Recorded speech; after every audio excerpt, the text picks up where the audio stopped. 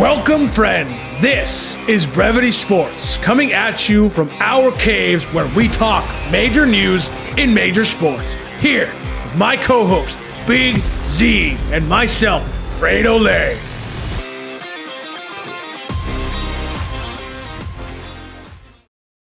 Welcome, everyone. We are back. It is time. Yes, it is your boys, Brevity Sports. We are in our caves. I'm joined as always by my boy, Big Z. Say hi to the people, Big Z.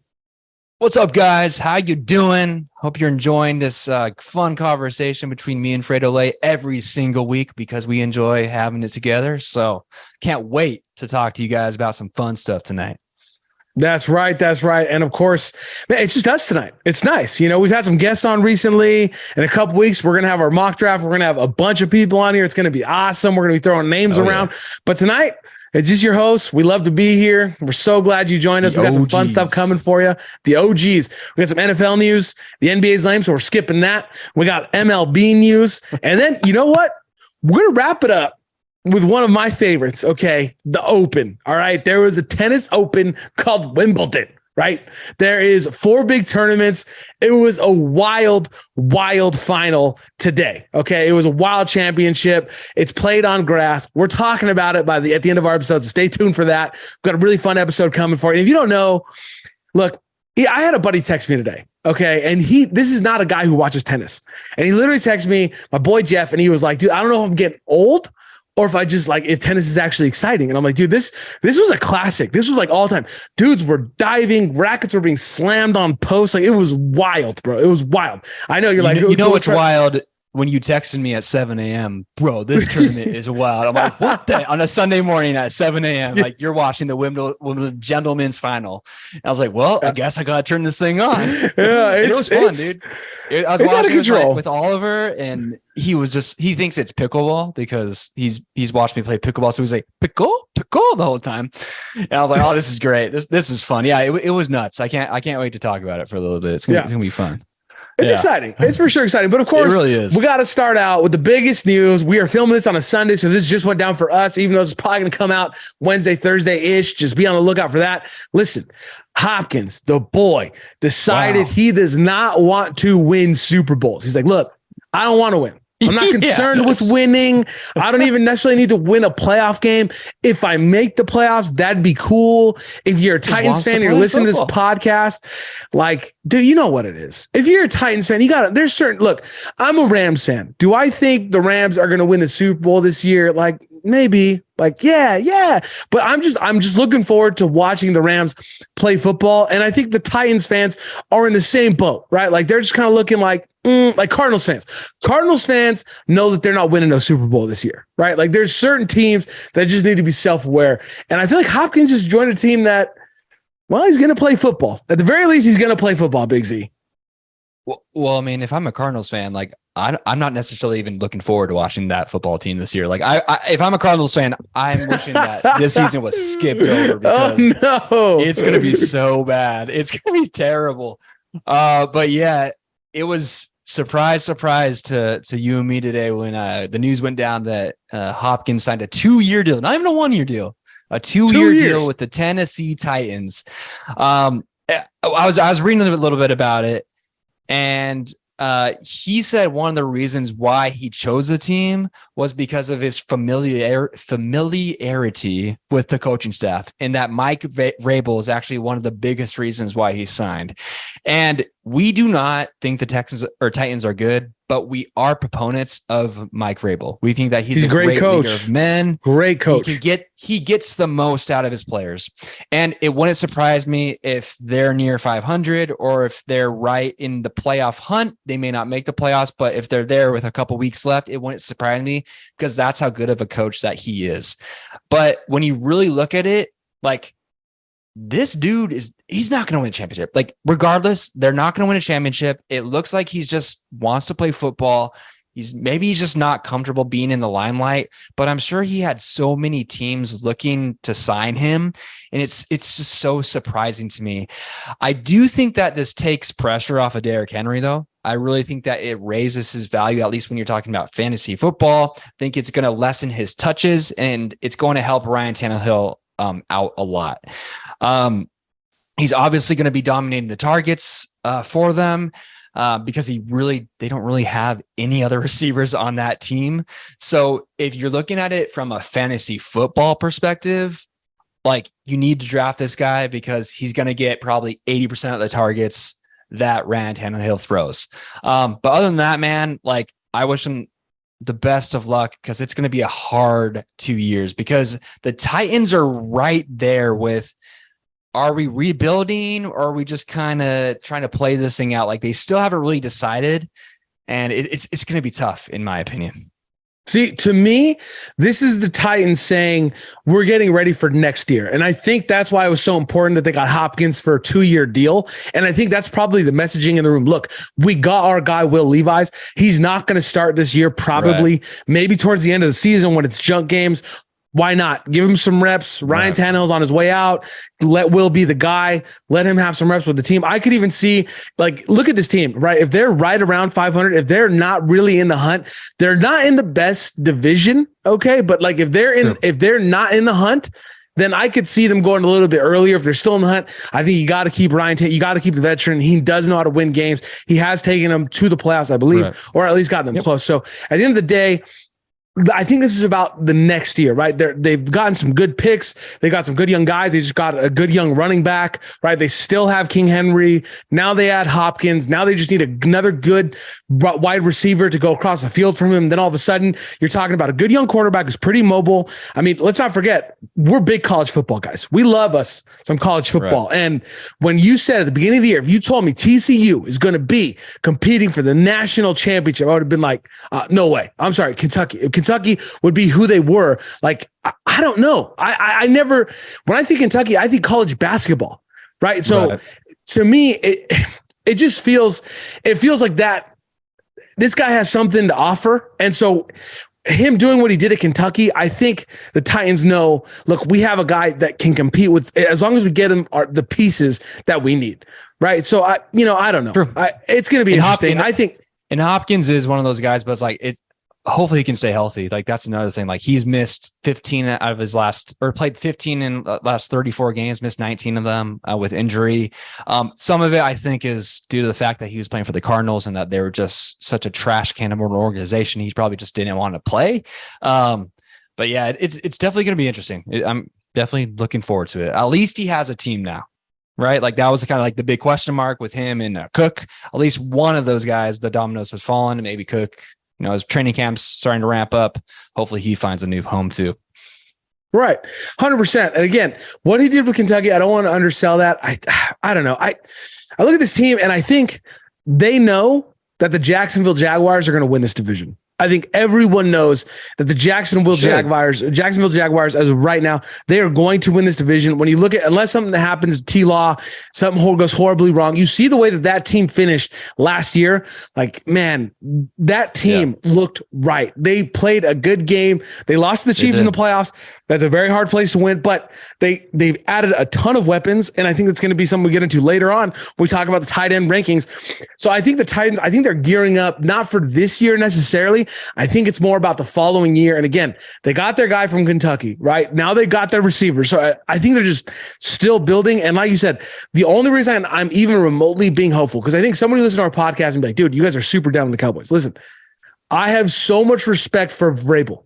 Like, he is such a good coach. Every year you think the Titans are just going to be this dumpster fire of an organization. Mike Vrabel has them competing and playing and almost in the playoffs or in the play. Like, he's always right there. He always has a great game plan. They go to play a team like the Chargers and everyone's like, oh, play Justin Herbert this week. And this might sound personal, oddly specific. It's because it was. I played Justin Herbert and he got no points, right? Because again, Vrabel knows exactly what he's doing. So it's just one of those things. I got a lot of respect for this coach. I think he's maybe a year away.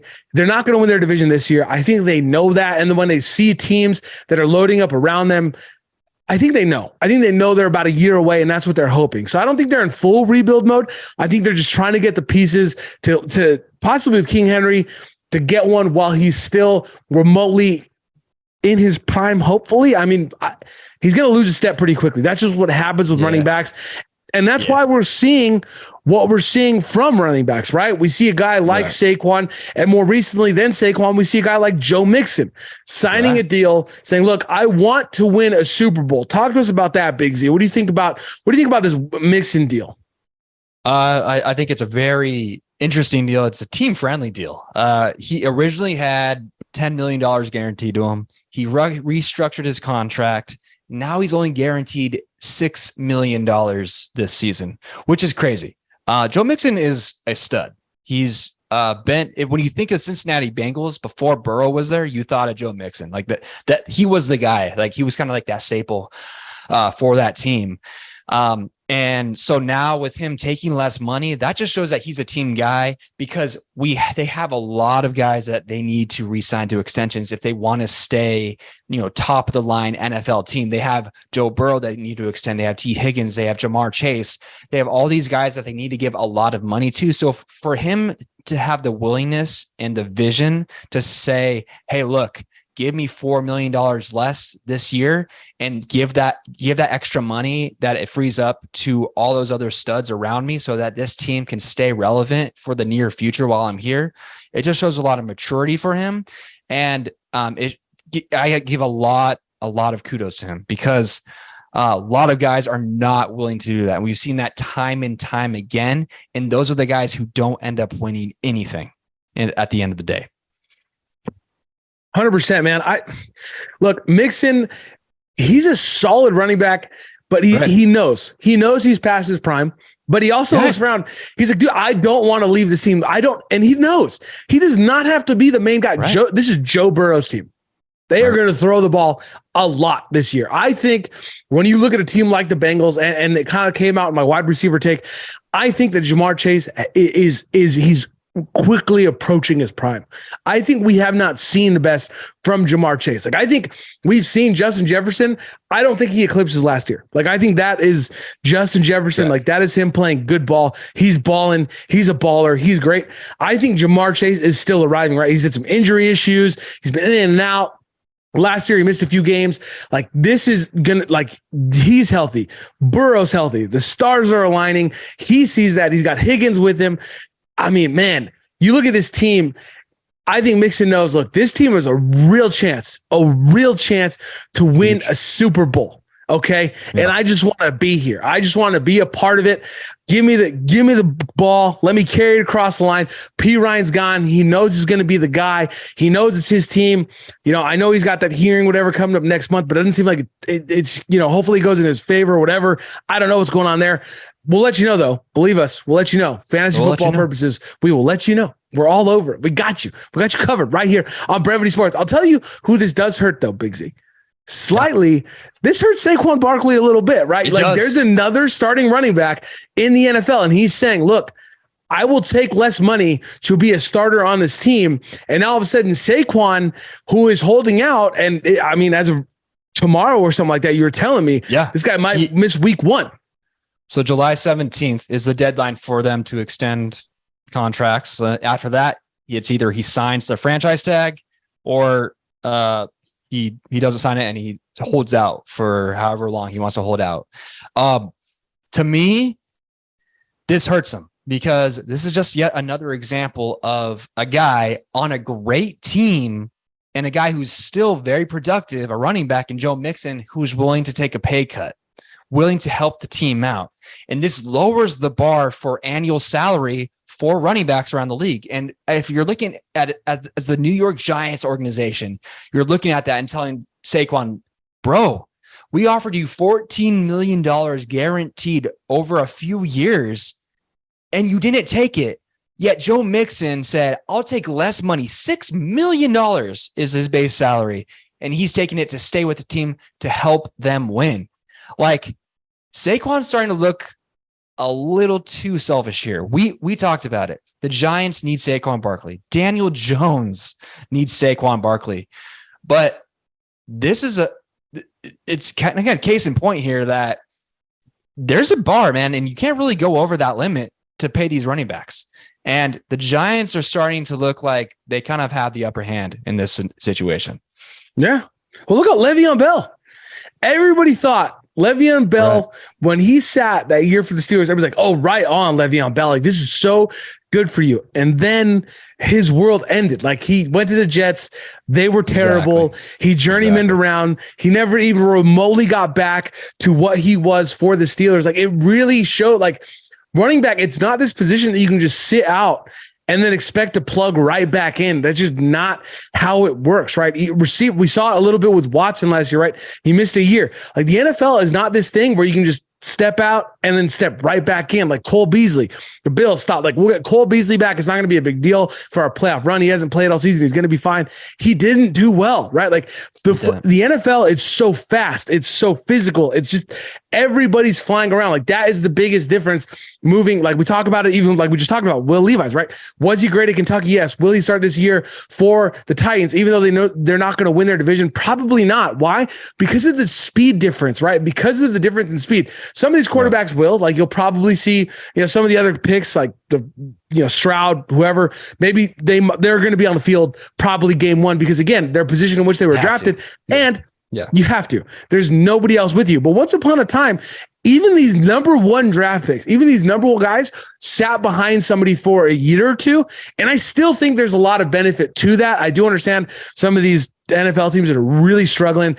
They got nobody. You look at a team like the Texans. It's like, it can't go worse than it did last year. CJ Stroud's a shot in the arm, like they have to do it. Right. It can't go worse. Yeah. Right. It cannot go worse. Right. But the Titans, they're a respectable team that we talked about. They got Vrabel. So, like, this kid's not going to be on the field right off the get. Right. To the idea that you're just going to be able to step back in the NFL either as a rookie or a veteran and be that dude. I think that's what it made it so impressive when you look at a guy that came back to the Rams, a safety. Oh my gosh, the boy Jason Stroman is going to hate me for messing up his name, because this is Weddle. Boy, the safety Weddle who came back. When Weddle came back for the Rams, I was like, oh, dude, what's this guy really going to do? Like, the idea that you're just going to come back in. And then he is one of the catalysts for why the NFL, for why the Rams won that Super Bowl. Right. He was the general. He was 100% the general. But again, even on defense, like, that is a different position than, like, the running back. You are in every play. You are the guy. You are getting the ball quite a bit. You have to contribute to the offense. The idea that you're just going to be able to sit out for a year and come right back. And then, I'll be honest with you, Big Z, and maybe this is just like I don't want to come off like I'm for the owner, because I'm not. Like, I just want a good product on the field. I enjoy watching football, and selfishly, I do want, if there's a guy named Saquon Barkley, I want him on the field. But I will say this, $10 million seems like a lot of money to me, right? Like, and I know he's probably looking at some of these quarterback deals thinking, like, dude, these guys are flush. These guys are so flush with cash. Look at these deals these guys are ripping off, right? Guaranteed, not guaranteed, 180 million, 140 million, whatever it is. And he wants a piece of that pie. And I get that. But $10 million, it's not like that's chump change, right? Like, if you told me, hey, you could get $10 million playing 17 games, I'm not talented. I'm not there. I'm not even remotely any of these guys. Clearly, right? Close, none of us are. You're close. Oh, thanks, dude. I appreciate it. You're Jack. You're Jack. But like, But we're not those dudes. So maybe we just don't get it. Maybe we just don't get, like, when you're in that position where you're signing 10, 15, $20 million contracts. So maybe we just don't get it.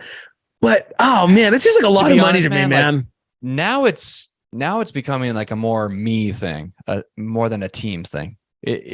Now he's looking like he's a little more selfish. Like, he wants to be one of the top paid running backs in the league.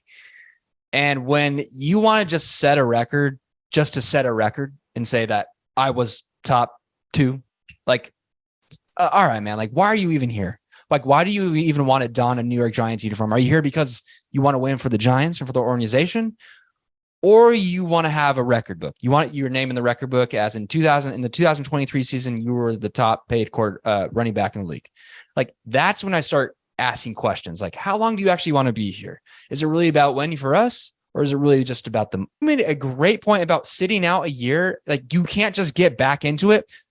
In addition to that, Saquon Barkley, you're coming off as 2 seasons ago, you tore your ACL.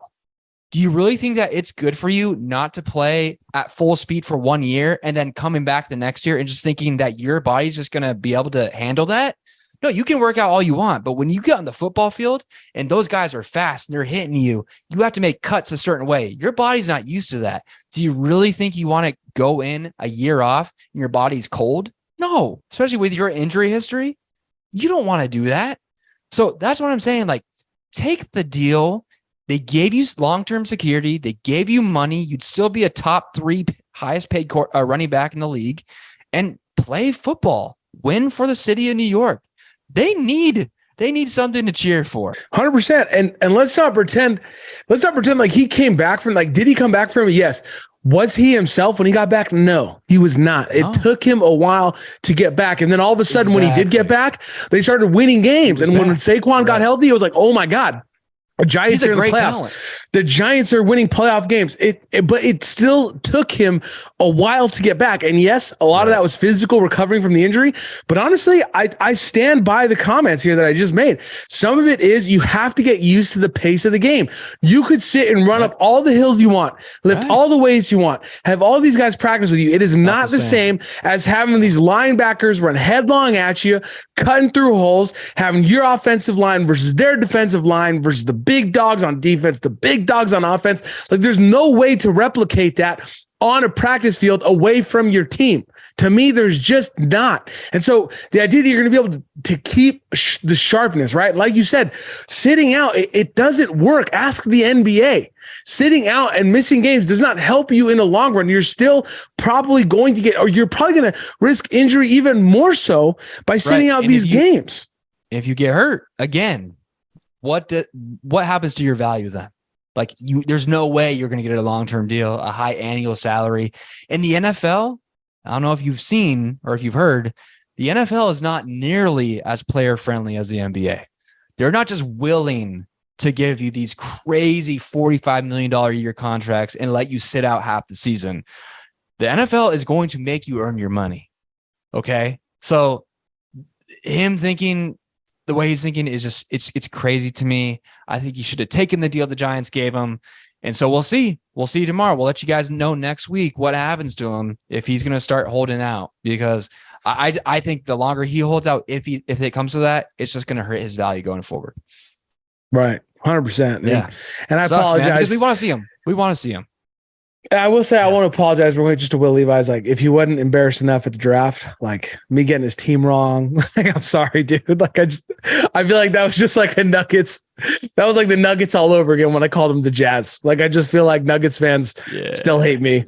You know what I mean? Like, that will be all time though. This kid just sitting there, this poor kid just sitting there as he just kept panning over to him every time he didn't get picked. We roasted him. We don't have to rub it in, man. Again. It's still so funny. I wish him the best though. And bright side, he gets the last lap. Now he gets to throw the ball to Hopkins. Exactly. You know? Hopefully.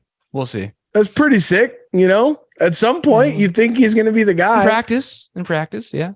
I mean, the last year, the Titans backup got their shot. And that was not good. No, he'll have a chance. He'll have a chance. Yeah, it's going to be Levi next year. You don't draft somebody that high. Still, he got drafted high enough. He is going to be the guy. And I think they are looking forward to next year. Saquon, you need to focus on this year, though. Saquon, focus on this year. Don't focus on next year. Focus on this year. Take the bag. 14 every year. That adds up 28. That doesn't sound terrible. I think you can make a pretty good living on that. I don't know.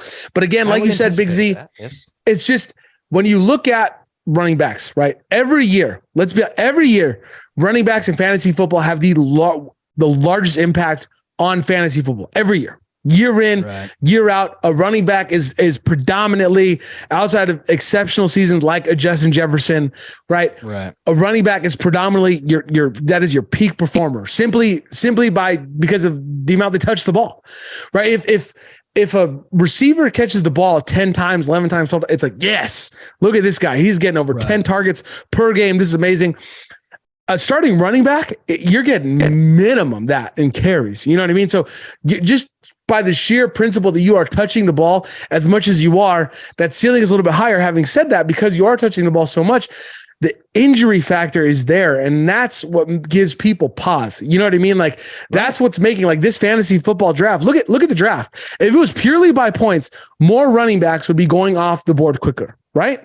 But we know that these receivers outside of, Cup just got injured, I know, but like these receivers have a much better shot of staying healthy for an entire year than a lot of these running backs, especially, running back by committee.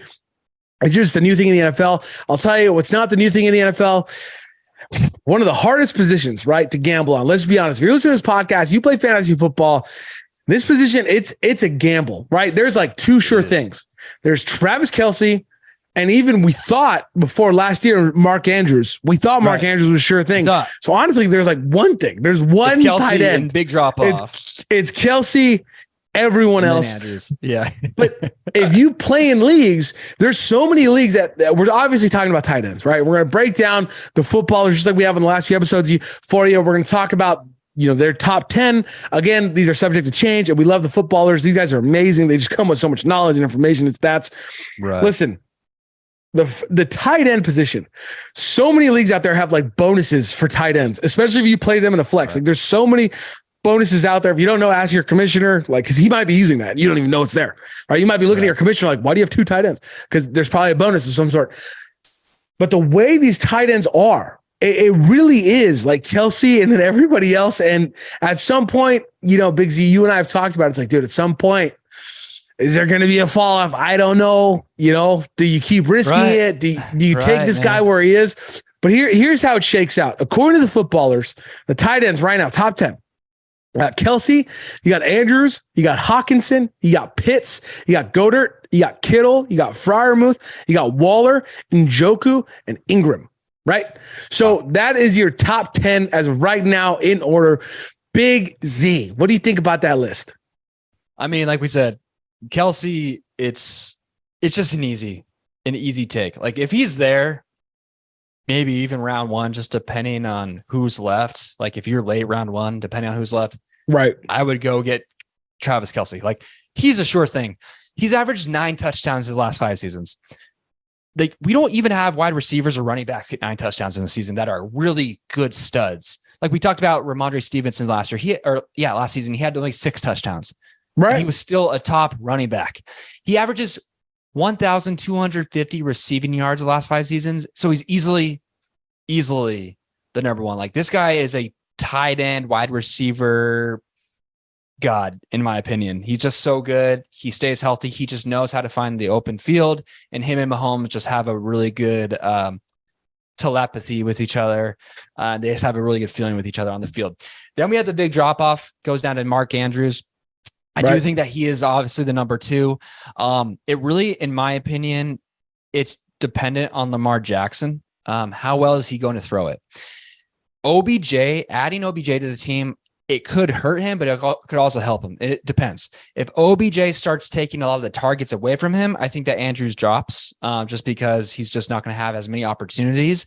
But I do think the fact that OBJ is there, even though he's not who OBJ used to be when he was on the Giants, when he was on the Browns, or even on the Rams, just his presence alone is going to open up some of the field for Andrews. I think that he's going to have more openings, a little more targets because of that. He's not going to have to be double teamed, because before he was being defended like he was their top number 1 wide receiver, because that's how good he was, because they didn't have any other wide receivers. So I think Mark Andrews is great at number 2. Then it really drops off. One of the guys I think that could have a great year is Kyle Pitts. And coming out of college a couple of seasons ago, we thought that he was just going to be amazing. He plays in the slot a lot. He doesn't really play at the tight end position where he lines up on the line. He's super athletic, very tall. And now with the Falcons adding Bijan Robinson, I just think that opens up a lot more room down the field for him. They have their young quarterback. Forgive me, I forget his name, but who's better than Marcus Mariota. And no disrespect to Mariota, but he's going to be able to deliver the ball to Pitts, and Pitts is just an athletic guy. He really got unlucky last year because there were so many deep passes that Mariota threw to him, and they were just kind of off target. So he was targeted a lot. They just weren't on target. I think that Ingram, if you're really going to look like who's the lowest guy who probably shouldn't have been this low, is Evan Ingram. In my opinion, he was ranked number 10. I think he should be higher than the list. I think that because Trevor Lawrence is ascending as a top quarterback in this league, Evan Ingram is just the natural on this list to really rise up the ranks. Evan Ingram, he just signed a contract extension. He feels good where he is in Jacksonville. He's a beast. He's just a big target. And in the red zone, that's where he thrives. He's athletic enough to get open, to find the open spot in the field. And I think that he's going to rise within those ranks of the top 10. Freiermuth, Waller, Njoku, they're good, but I don't know, man. Like with tight end, it's really a boom or bust. Right. When it comes to tight end. I do have one sleeper for you. Ooh. It could be a boom or bust, but I think that this guy does have a chance to become a top 10, maybe a top 7, 6 guy. Denver tight ends, Greg Dulcich. He was a rookie last year, so this is his sophomore year. He averaged 6 targets per game last year, which is very high for a tight end. And in those games, he averaged 10.1 fantasy points per game.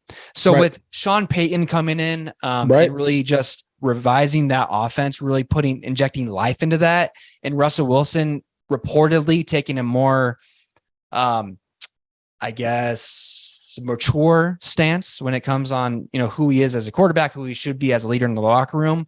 And with that offense should be able to thrive more in Denver. So I think that he's going to be a guy that you could probably take way later on in the draft. You don't have to spend your high draft capital on him. He's probably going to be there late, and you could probably get him in there, slide him in, and he may be a stud for you going forward in the season. So those are my picks. The tight end, it's hard. It really is, man. But what do you think, man? What do you think? Who do you got? I thought for sure when you were going sleeper, I thought you were gonna be like Taysom Hill, baby. Get him on your team. Guy finished top 3 in points among tight ends last year. Say what you will, the dude was there. You know what I mean? It was Kelsey, he was Kittle, and Hill. He was there. I thought you were gonna go there, and I was like, is he doing it? Is he gonna piss off all the fantasy footballers, all the guys who know fantasy football? Is he going to it? Let me tell you something. Dulcich, I love that take. Before I get into the list, I love that take, and I'll tell you why. Jimmy Graham, okay? If you don't think Sean Payton likes his tight ends, Jimmy Graham, what happened to Jimmy Graham when he left the Saints? Nothing. Jimmy was never Jimmy again. He was incredible with the Saints under Sean Payton's offense. I love that take. If you're listening to, it's like Big Z said last week, if you listen to Big Z's take, you're going to win your league. All right. That's what Big Z says. That's his tagline forever in fantasy football. It was such a hard take. If you listen to me, you'll win your league. Listen, people got to understand, okay, when you're listening, if you don't, perhaps somebody listening to this that doesn't listen to fantasy football podcasts, you're listening and saying, really, Kelsey in the first round? Yes. Kelsey is completely changing this position. And I'm not saying in a way that everybody else is going to get to be Kelsey, but the Kansas City Chiefs do not have to or feel pressured to go get a Hopkins, because Kelsey will make whatever receivers look fantastic, right? Exactly. They won the Super Bowl with Juju Smith-Schuster last year. Like, they don't need an actual good receiver, right? As long as you can run a route, you have a pulse, and you don't get in Kelsey's way, you're going to be fine. Because defenses know they got to double and triple team Kelsey, and it still doesn't work. It's not going to matter. This guy's unstoppable. He's going to get open, and it creates so much room for the receiving class that it's just ridiculous. He's completely changed the position. He's like, when the day comes that he falls off, Kansas City's going to look so different. Like, I love Patrick Mahomes, no disrespect, but every once in a while you just get a pairing that without that, it's going to feel a little bit different, right? Brady, Gronkowski, right? Like, without that, it's just gonna feel different, right? And so I think Kelsey is in that class, so I love it. Andrews, he's got me scared. Okay, I'm in the camp that I think OBJ does help Andrews, because defenses aren't just gonna get to sit back and solely focus on Andrews. But my issue with Andrews, again, it comes from Lamar Jackson. When I think tight end, and Andrews, don't get me wrong, he's had stellar years with Lamar. Like, he's had a great year. He's been the tight end number 2 with Lamar. I'm not saying if you take Andrews, I think it works out for you. I think it'll work out great. He's going to get you points, but I think it could be misleading to say he's going to be the tight end 2. So I really want to emphasize, we're saying right now, there's Kelsey and then a chasm between like You're not an taking Andrews in the astronaut. first round. Right, No. right. Like the Grand Canyon. He's like fifth, sixth, maybe. Right. If somebody gets the Andrews in the third, have him. Keep him forever. Let him go. Because look, Lamar, when you think tight end, when Patrick Mahomes is in trouble, he will scramble, but Patrick Mahomes does not look to simply scramble. He is looking for Kelsey. When he's in trouble, he's looking for his big body tight end. He's going to get the ball to him, throw it right at his chest so he can get 10 yards easy. Lamar Jackson's thinking, I'm going to go run for 80 yards, which makes him more valuable as a fantasy quarterback to some, not so much to me. But again, that's just pure hate. Jason Stroman is somewhere just like rolling his eyes, like here they go again, hating on these teams for no reason. We can't get any, dude. We can't get any love with Jason, man. We're like hating on Pollard, right? Just all these guys.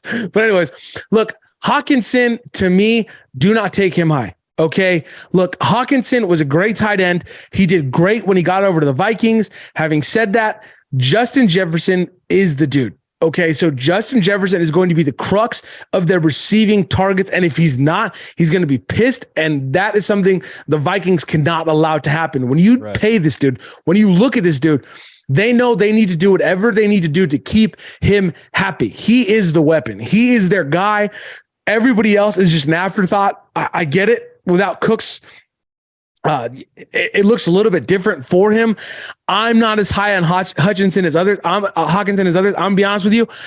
I would probably take Goddard or Kittle before I took Hawkinson.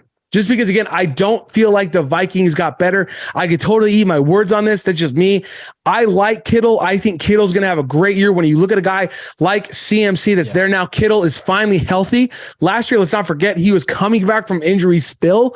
Missed a couple games there. He's going to be healthy. I like it. Okay. With Ajayi, I think there's just enough weapons in that team to give him space. And I think we saw it in the playoffs. We really saw him start to take over games in the playoffs. And I think he is going to be a key piece in that offense. And then again, Goddard, it's a guy that's constantly looked over. I don't know why he's not higher on this list. He constantly gets target. He is 100%. That team is different when Goddard's on the field. When he went down for, you think he was down for 1 or 2 games? The Eagles looked completely different, right? Smith is great. AJ is great. Those are 2 great receivers. I'm not trying to take anything from them.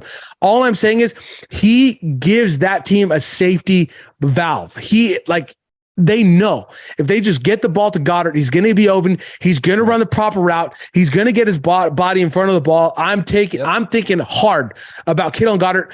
I don't know. There might be somebody listening saying, well, I'd for sure take Hawkinson. That's fine. But if let's say Hawkinson goes in the 3rd round or the 4th round, I don't think you're losing value then turning around and getting a Kittle or a Goddard in the 5th, 6th, or 7th. I think you win that. Yeah. You're 100% correct. Hawkinson's a boomer bust. Like if you're talking, he's the definition of boomer bust. Like he'll have a 50-point day and then 3 weeks with like 2 points. Kittle and Goddard are going to consistently give you 10 points a game. And that's what if you want to win your league, that's what you need. So it's a great point. It's a great point. Right. So that's, to me, if you get one of these 2 guys a little bit later, especially, it is a great value. Now we kind of get a little bit into the weeds, but stay with me. I know there's someone like, this is tight ends. Who really cares? Listen, I'm going to go right over Freiermuth. He's good. Like if you want to get him, get him. I'm not a huge fan of Kenny Pickett. I don't know anything. Look, if I'm going into this draft, I'm not high on any Steelers player. There's not a single, the highest player that I'm drafting on the Steelers, which I'm kind of giving away one of our episodes coming up very soon. The highest player that I'm getting on is Najee Harris. That's like the one dude that I'm going to go get in like a 3rd round somewhere in there. But like everybody else, you can have them. Keep them, have fun, Mitchy Muffins, enjoy your Steelers. I'm not super big on him. Waller is a guy that is 2 seasons removed from breaking the roof off the tight end position. Derek Carr absolutely lighting it up. This is a guy you should keep your eyes on, especially with the lack of receivers that the Giants have. This is a guy that can get open.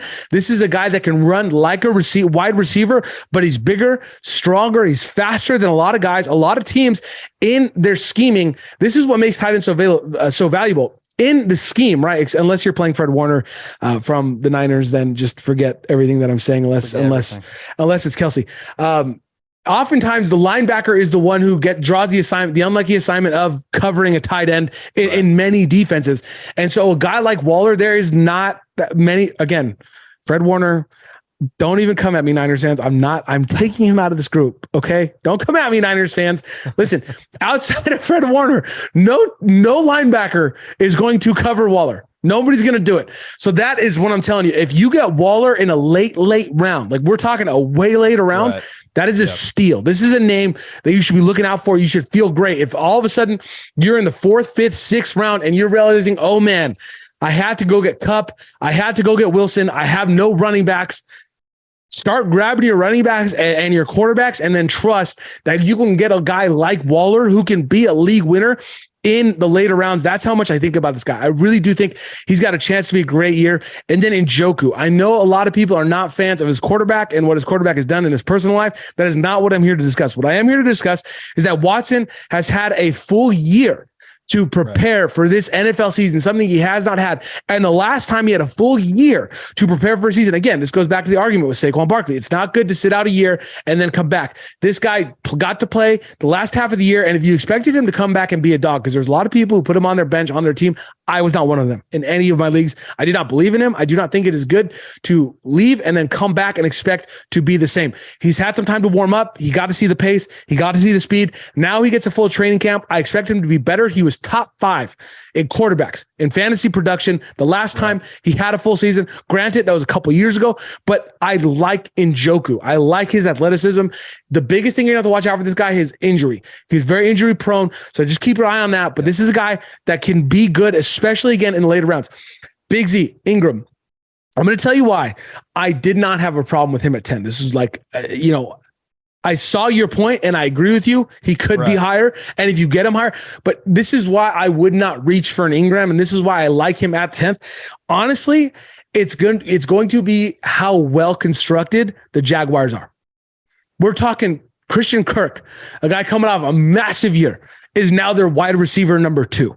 There is so many weapons that this team has, right? And I think Ingram is going to get the ball. I think if you get him in later rounds, you're not going to be disappointed. I think it's going to be interesting to see what his role is, right? And I do think that T. Law really does like him. I think Lawrence likes him a ton. I think what's going to hurt Ingram is not his ability. I think it's going to be the weapons that they have on that team, right? It's the weapons that they have on that team that just overall, it's going to be good. I love it. And my sleeper is a bit of a homer take. I'm not going to lie.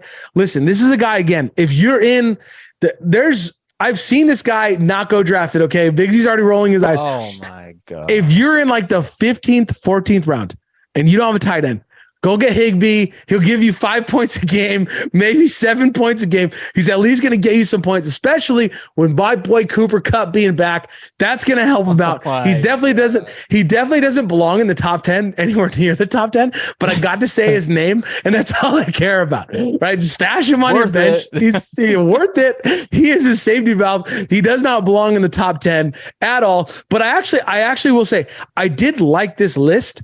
And again, if you want a super boomer bust, Taysom Hill, baby. He's still going to run the ball. He's going to have a couple weeks of like 20 points. Dude, that was the funniest thing watching teams who had Taysom Hill last year. It was like he got 1 point or he had 50. Like there was no in between. When like ESPN would like leave him like quarterback, or because he was technically listed as a quarterback, but he played tight end. So like you could still put him in your tight end slot when he started at quarterback. So he would get those points like as the quarterback. Yep. It was so funny. So like I took advantage of that. I do think going back to Waller real quick, I think that people can take Waller in the later rounds, and a lot of people that just look at him on the Giants are going to miss how good he is, because people are going to say, oh, he has Daniel Jones thrown to him, so he's going to lose a lot of value. But I think that really helps you, like, especially if you need a steal.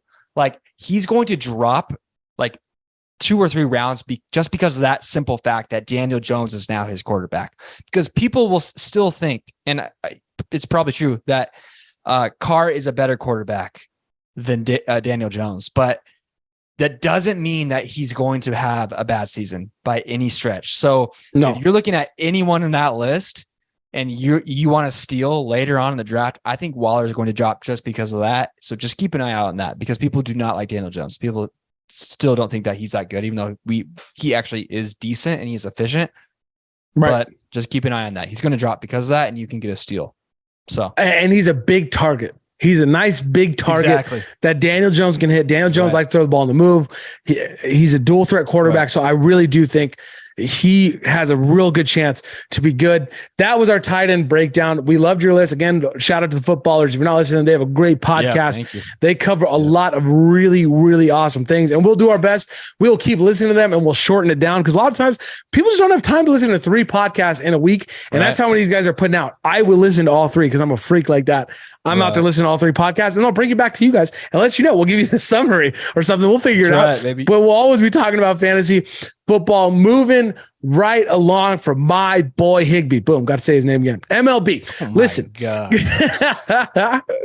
Big Z's so mad that I put him on any list in which he got to be considered with Kittle. Which, by the way, before you talked about him more than Kittle, NFL, Kittle. NFL. You need to check the gray sleeve that Kittle wears. I'm 99% sure it is something to do with Superman's costume, and he puts it on. And I want to say it's a pet of some sort. It has to be a performance-enhancing drug. I don't understand it. I don't know how it works, but it gives him power. I've seen Kittle. I've seen that man run through grown men like it's going out of style, get up and shake their hand. And he's just a freak. Like when you watch highlights, I know we're going back and we just said we move on to baseball. When you watch Kittle play, my favorite thing, and I'm not even a Niners fan, but my favorite thing about Kittle is that he will like talk to other players. Like, oh man, I've been waiting to hit you, dude. That was fun. Oh, and he like just got decked. And it's like, what is wrong with you? Like, who enjoys? I love it. He loves blocking more than he does like going out and receiving. Like, I love it. Like that's what gets him going is just blocking the crap out of some defense. Yeah, but then that's the problem is then you think, oh, he's going to block me. And then he's down the field 50 yards. Like, wait, what? Exactly. Why did you cover that guy? It's like, I thought I got by him for once. It was really exciting for me. I don't know.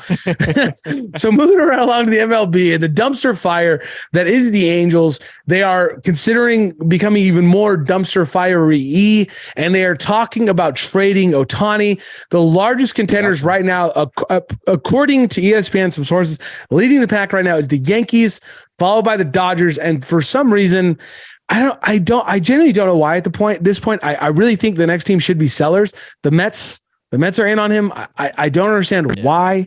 They're not in a playoff spot. They're about 8.5 games out of it right now. I don't get it at all. And then the most laughable team that was in, according to Twitter, the Rockies owner was like, hey, Ohtani, if you want to come over here and join us in mediocrity and trade one mediocrity for another, but I mean, get in better shape because we have higher elevation. Sign him as a free agent or to trade for him and then watch him leave? I don't know. I don't even.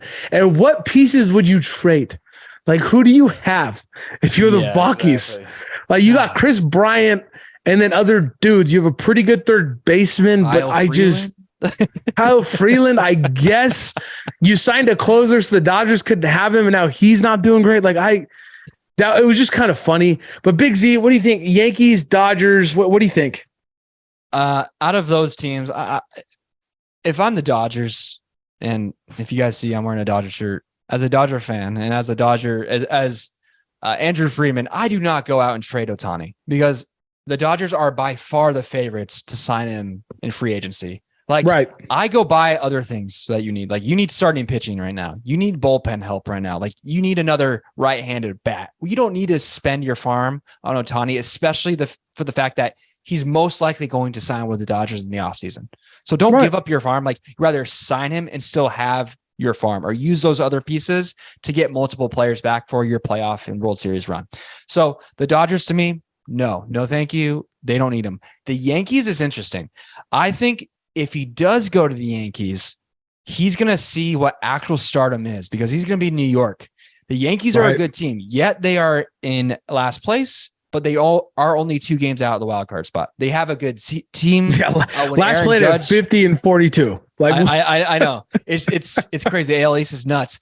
But if you show him how it's like to be a star in New York, that might be the one threat to the Dodgers that, like, okay, maybe we can re-sign him over the Dodgers because he knows now what it's like to be the guy in the biggest media market in the country. And I think that would make them, that'd be really fun TV to watch. Aaron Judge, Garrett Cole, Shohei Ohtani, like, that's like that's the evil Empire Yankees, right? Like just getting all the guys, all the superstars. But that's cool. That's New York. So I in my opinion, I would love that. I did hear one sleeper is the Seattle Mariners. Okay. The Seattle Mariners have a really good farm system, and they're 46 and 46. They're 6 games out of a wild card spot right now, but they're still technically in it. But he loves Seattle. He spends a lot of his off seasons in Seattle. He loves the fans. He was talking to them throughout the All-Star game this last week, and it would definitely make them a contender. I think that if you add him on that team, they need help when it comes with pitching and when it comes to offense, and he gives you both of that. So there's a sleeper pick to actually sign him in free agency.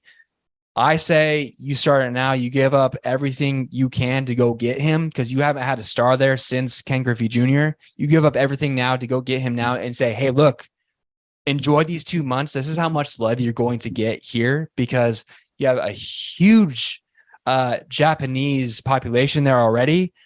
You know, people go out and they just love him so much. And so he gets to see that for 2 months. They're still contending. They're a better team than the Angels, way better team than the Angels. Right. And you could have a really good shot actually signing him long-term. So those are my teams. I think that he would look great in a Yankee uniform and pinstripes just because it's fun. It's classic Yankee, enemy Yankees. I think the Mariners, man, I think that they're a team that we should watch out for. Really.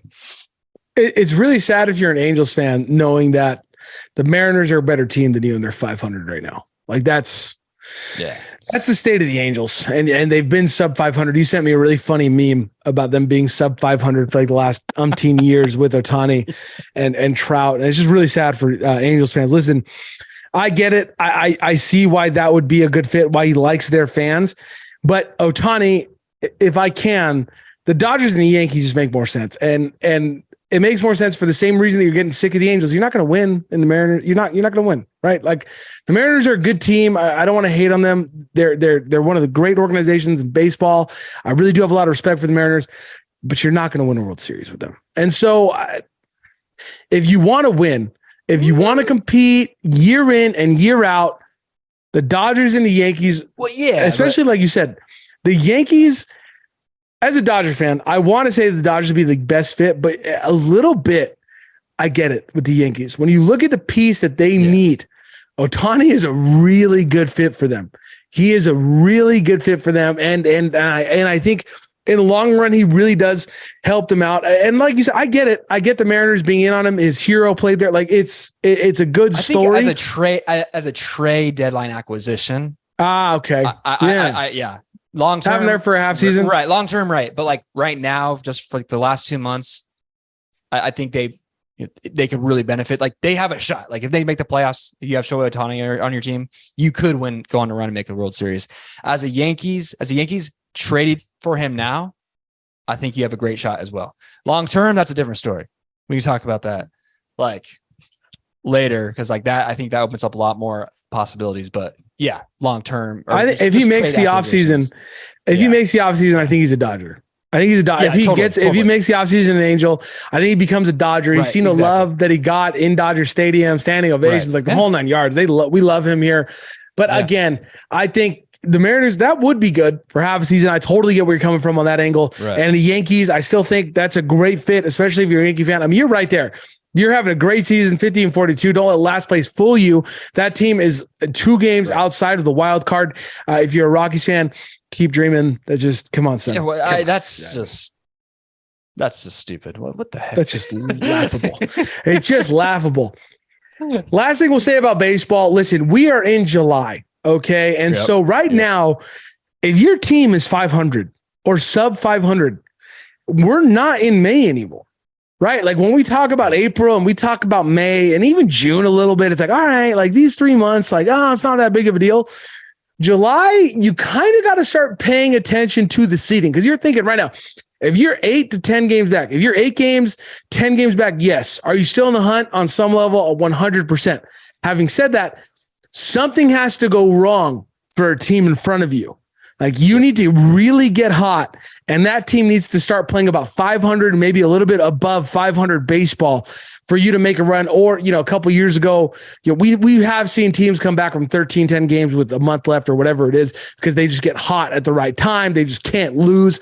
So we have seen it. But right now, barring a miracle or barring your team get like super, super hot, it's time to start getting a little bit worried. And I got to be honest with you, Big Z, when I'm looking at this, two teams really jump out to me.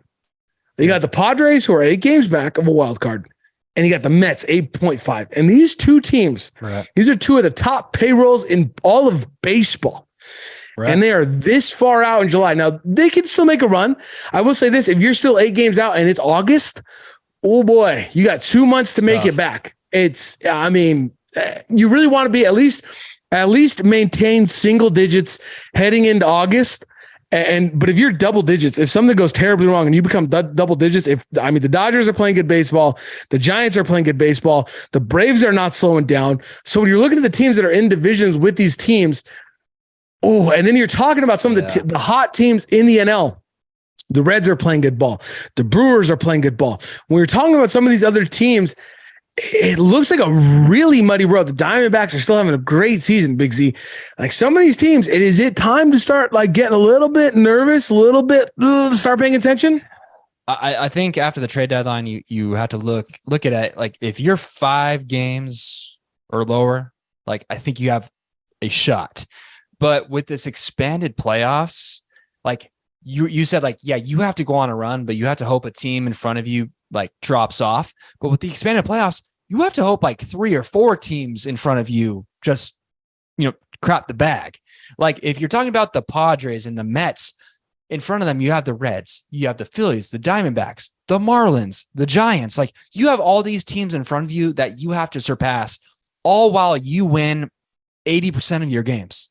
Like that's crazy. Like going into August, 8 games back, you literally have to win 80% of your games. And the teams in front of you have to most likely lose like 70% of the games, like all of them, to have a shot at making a wild card. Like that's how hard it is. Like you can't just win all the games. Like you said, you have to these teams have to literally just die for you to have any shot at it. So if you're 5 games back, you have a minimum shot to do it. But over that, man, unless an absolute miracle happens, and we've seen it before, but it's really, really rare because baseball is just not like that. And you can just tell with these teams, they have the talent on paper, but something's just not clicking.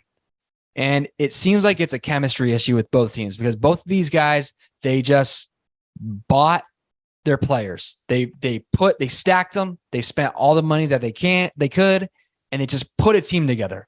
These guys haven't really grown up with each other. They haven't gone through the farm system together in the minor leagues. And you just put them on the field and expected them to spit out results because the video game said that you would do well. The computer said that they would do well. But there's just something not clicking with them. So from what I'm expecting these teams to do, I'm expecting them to be sellers at the deadline. I think that being 8 games back halfway through July, there's no way that they can come back, especially with how well the teams in front of them are playing. And I think they're both going to be sellers, and they're going to have to just kind of rejuvenate their clubhouse doing in that way because it sucks. But I think that's really what they do. They can't really run it back anymore. It's a failure, in my opinion. It's honestly, there's not words. Like, listen, if you're not a baseball person, the expanded playoffs were designed to keep this from happening. Literally, back in the day, every division winner won, and then there's 2 teams. There's 2 wild card spots, and that was it. Right. Like that was it. And now, twice as many teams. Like there's so many spots. You have so many chances to make the playoffs, right. And it's wild to me. It's absolutely. I'm sorry. 1 team used to make the playoffs. 1 wild card team. It's what 2, 1 from AL, 1 from NL.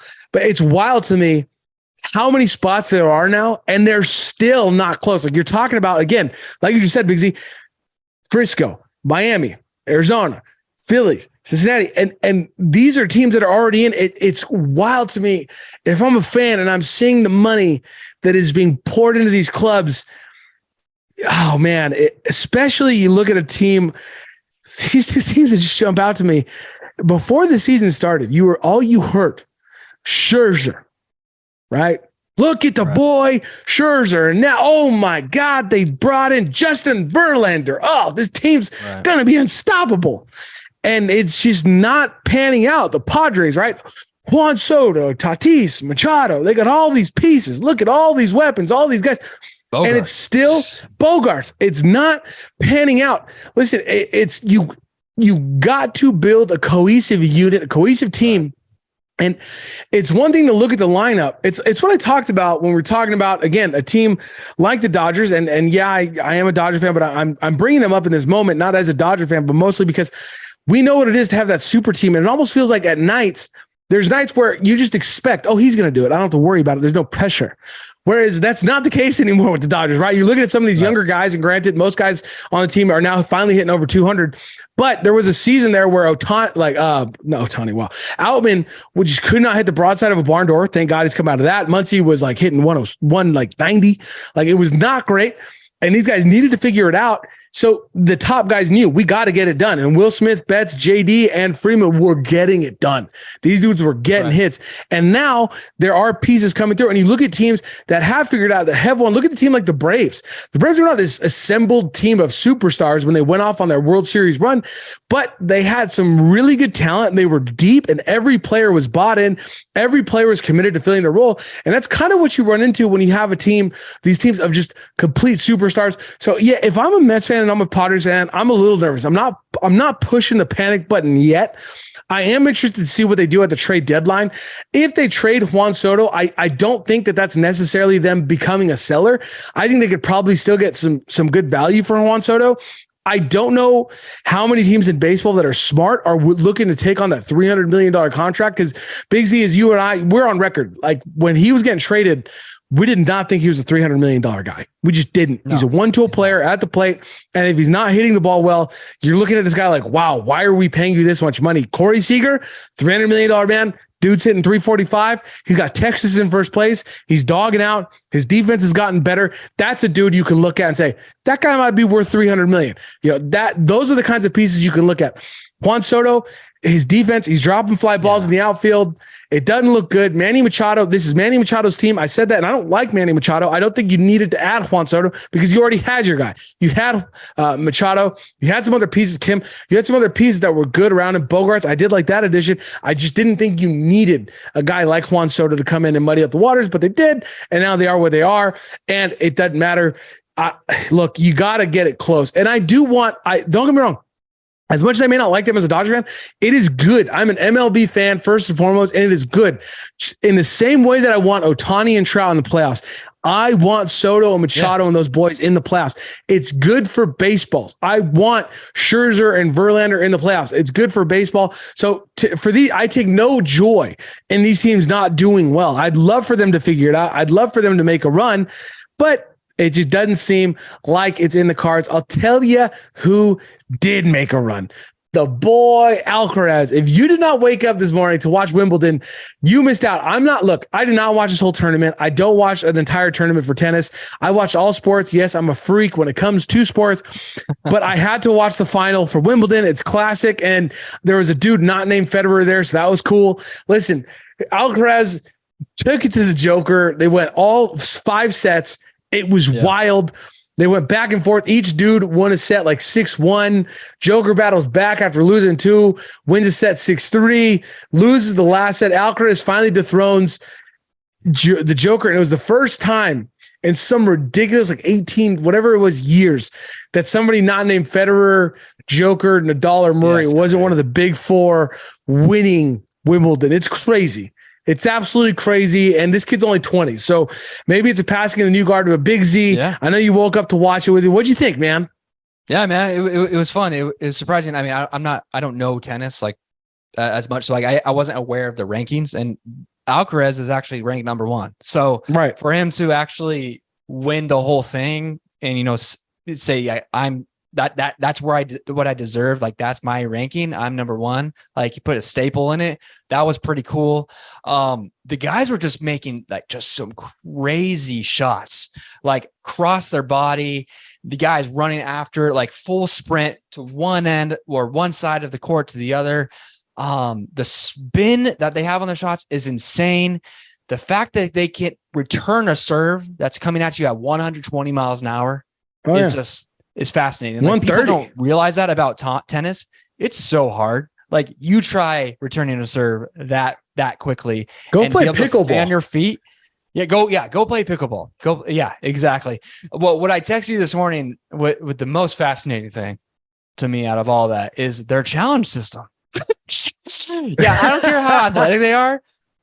When Jokic challenged the call, it literally took 5 seconds.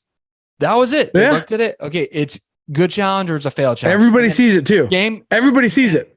And everyone sees it. And okay, let's keep on going. Let's move forward.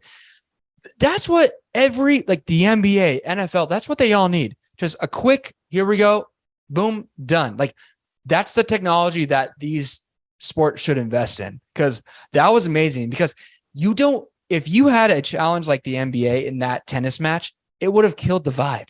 And because it was so fire, that match was so fire. And if you had a challenge last, 7-8 minutes, people would have gotten bored. They go on their phones. You lose an audience. People change the channel. You don't want that, right? So right. I love it. I thought it was fascinating. It was really fun to watch. Tennis is awesome, man. Like it really is. Like your friend said, like the older I get, the more I enjoy that. Like, the more I enjoy golf. Seriously, if you think that it's super easy, go play pickleball. Watch the shots that you miss and then understand these dudes are hitting the ball like 90, 100 miles an hour. Like, it's insane. Their serves, they're hitting 130. There was once an American who was hitting the ball 150, right? Andy Roddick. Like, these guys are serving the ball crazy fast. They're returning the ball crazy fast. They're sliding on grass. They're diving. They're laying it out. They're slipping. They're falling. They're doing everything they can do to win.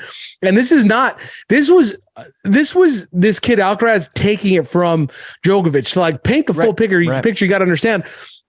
Djokovic had won the Australian Open and the French. So he was on his way to winning the Grand Slam. If he wins this, all he has to do is go win the US Open, and he wins all 4 Grand Slams. Like, this was huge, right? And this is one of the all-time greats. This is arguably the greatest male tennis player of all time, right? He's won major after major after major. Him and Federer are somewhere in there, right around each other. Him, Federer, and Nadal, they've all won a ton. I'm not going to pretend like I know who the best is, but I'm sure it's an argument and a conversation, just like every other sport. But yes, the challenge system was amazing. And honestly, this final was fantastic. Hope you didn't miss it. It was great. Check out the US Open in New York. It's really fun. Everybody gets into it. The crowd is right on top of you. So it's notorious for people yelling at the players and people, all this. I will say this. New York. I'm going to say this and then we'll end our podcast. We'll say our goodbyes. Tennis is going to miss Federer. Okay. Federer, I'll say this. As exciting as this game was, Federer had so much swagger, from head to toe, right? He had the hair. It was flowy. He had the Nike tie through it. The That's dude true. Just he oozed swag. He dripped, just he looked so proper. I don't even know if swagger is the right word. He was elegance. He was awesome. These two guys, their hair wasn't even done. I was like, come on, son, you get paid millions. Go get a fresh fade. Fade that puppy up. They got fade in Spain. I'm sure Alcaraz will now, since he won. He has to. He has to. I was looking at his hair. I was like, it looks like your grandma put a bowl on your head and was like, here we go. All right, you're good. Cut around, mijo. We're all good. I was like, dude, no, go get a haircut. Look the part, look good, be ready for the US Open. Go get some new threads, do the things. Big Z, this has been fun. Say bye to the people. Oh man, you guys know I'm not a big tennis guy. By the way, I just spoke of that. But hey, it was fun. That's the beauty of sports. You can tune in whenever, wherever, whatever stage you're at in your life, and you can become a fan. So I love it. I love talking to you guys every week. Cannot wait for fantasy football to come. I'm looking forward to it, and it's gonna be so fun with you, dude. I can't wait. Oh, it's gonna be a blast. Yeah. Thank you so much for listening. Tell your friends, tell your family. We are Brevity Sports. Follow us on Twitter, Instagram, all that good stuff. As always, we'll end this, like always, with a very simple thank you for listening.